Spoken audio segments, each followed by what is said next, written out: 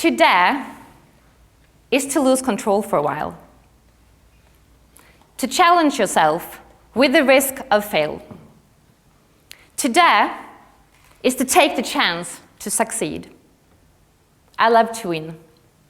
Therefore, I make sure to dare. When I look for an employer, I always look for a company that needs to rebrand, that needs to change their marketing position, that needs to think outside the box, and to be a little bit different to get their attention. Because it is in those companies that I think my competitiveness contributes. And it is in these companies I feel that I enjoy the most. My name is Forsell, and I'm the proud communication manager of LIDL Sweden. I'm proud to be a member of a company that dare to be a little bit different, that dare to stretch the norms a bit, and that dare to take the chance.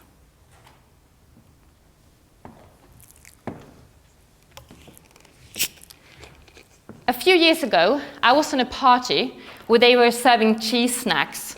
You know, these bread sticks with cheese crumbs on. They were delicious. I never tasted such a good cheese snacks before. I thought they were homemade, but then someone told me they were from Lidl.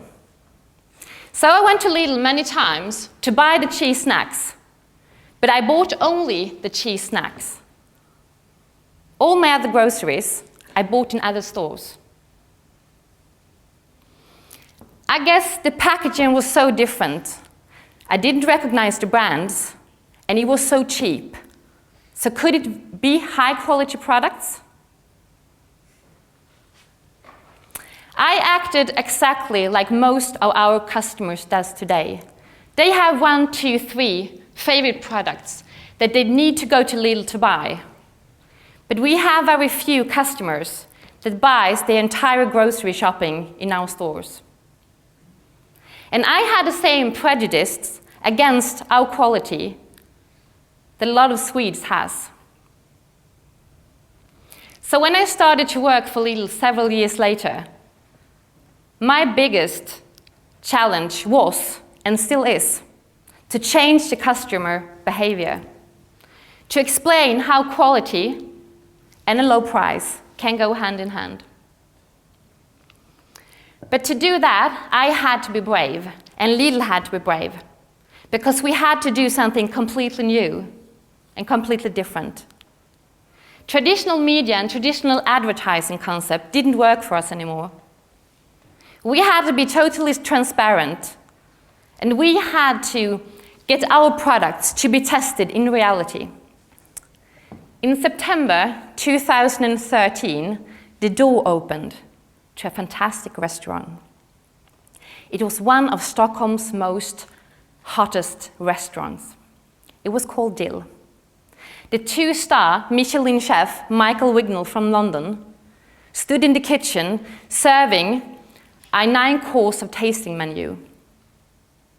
This was a pop-up restaurant that was only open for 3.5 weeks, and it was totally hyped. It was fully booked within less than 30 minutes. And more than 500 people sign up on the waiting lists. The guests loved the food. The tributes were pouring in. And after 2.5 weeks, it was revealed that all the ingredients, down to the smallest grain of salt, came from Lidl. We had just tossed the letters around in the name. Do you think it was scary? Yeah, it was, sometimes.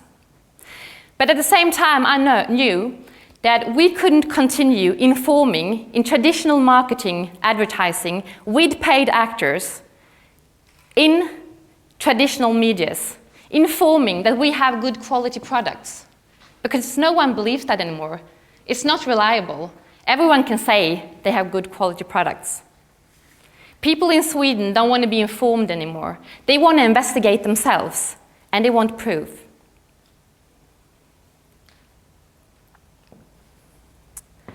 They rely more on other consumers than they do in companies. So we had to prove, not inform, we had to prove in reality that good food doesn't need to cost more than it does in our stores.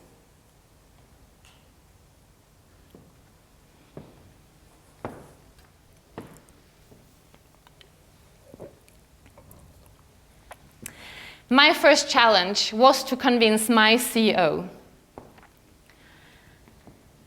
And we, people working with communication, we need to give our CEOs a security in making bold decisions.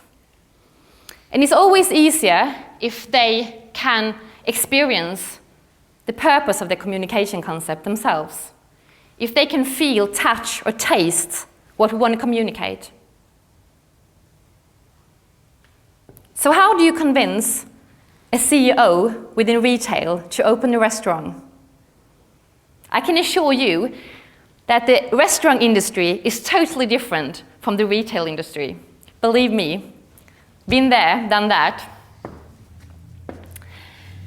I was going to present something that was a different concept, so I had to do that in a different way. I wanted my CEO to have the same feeling that the guests at Dill would experience later. I wanted him to feel totally secure in his decision. So I made an appointment with him just outside Stockholm. It's only a couple of kilometers from the city center, but it looks like it's on the countryside. And this was totally out of his comfort zone, I knew that. And that can be both good and bad. So I was quite nervous. And I remember it like it was yesterday. I stood by the sea together with my agency, and we saw him coming, crossing the meadows, and suddenly, like in a film from New Zealand or something, this gaggle of sheep crossed the street, and he had to stop with his car, and he had sheep all over. And this doesn't happen in Sweden, but it had to happen that day. And when he finally came to us, parked his car, this small boat came to pick us up. And it was a small, small boat, like for 4 people maybe, and we were 7. So it was quite crowded. And I saw this wave splashing over my CEO's suit. And I was thinking to myself, why can't I do a normal thing for once? Why can't I just sit in a normal conference room? But at the same time, I knew that this was very important. We had to do this. We were heading to a special restaurant called David at Home, where David cooks his food and serves his food in his kitchen. So while we were presenting our new communication concept, David served us 9 courses of gourmet food. And in the end, we revealed that all the ingredients we just eaten came from LIDL. So my CEO, he got to experience our concept.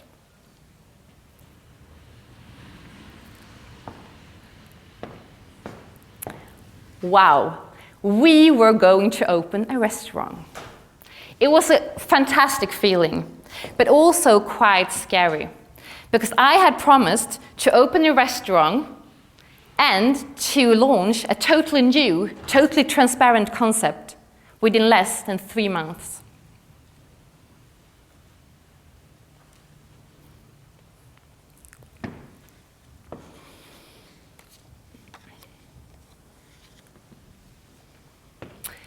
Today we know that Dill was a success. It was a novelty that was spread in all the medias. Finally, customers wanted to talk to us. Consumers, the Swedish consumers wanted to talk to us and have a dialogue with us. They wanted to know everything about LIDL and everything about our products, and they demanded answers. And we were happy to give them answers, because finally we got the chance to be heard. We have so much to talk to the Swedish consumers about. Social media has become one of our most important media channels. And we communicate with our customers every single day. Dill was the most tweeted subject in Sweden during this period. We had an estimated PR value for over 38 million Swedish crowns. And now we know that we got a lot of new customers through Dill.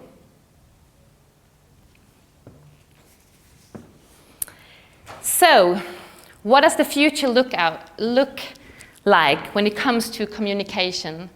Well, we know that traditional media is decreasing in value and in reach. We know that every other 3-year-old has an iPad or uses an iPad. How do we communicate with them in the future? We need to start creating a dialogue with our customers. We need to talk to them, know what they want. We need to communicate with them on their terms and in their platforms. We need to ask them, what do they want to know about us? Where do they want to know this? And when? And I am sure of that companies that understands this, that has this dialogue with their customers, and that listen to their customers, they will be the companies that will win in the future. Traditional media is still very important for most customers and for most companies. And I think that was one of the success factors with Dill. We combined the traditional media mix with social medias. We launched a totally new, transparent concept in traditional medias because we needed the traditional media for the reach and to reach all our target group. But we had our base in social media, and the proof was in the social media.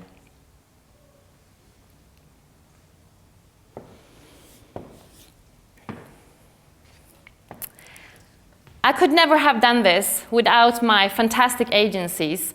They made me feel totally comfortable in my decisions. And it's very important for me when I do these different campaigns to have a team that I trust and can rely on. Dill made LIDL a company that people are interested in. People want to talk to us and want to talk about us. And that's pretty amazing. But it also forces us to challenge ourselves over and over again, because now we have to talk to the community, now we have to have a communication with our customers. They demand that. And we need to prove over and over again who we are and our quality. But that's really good, because that's the way we want to communicate.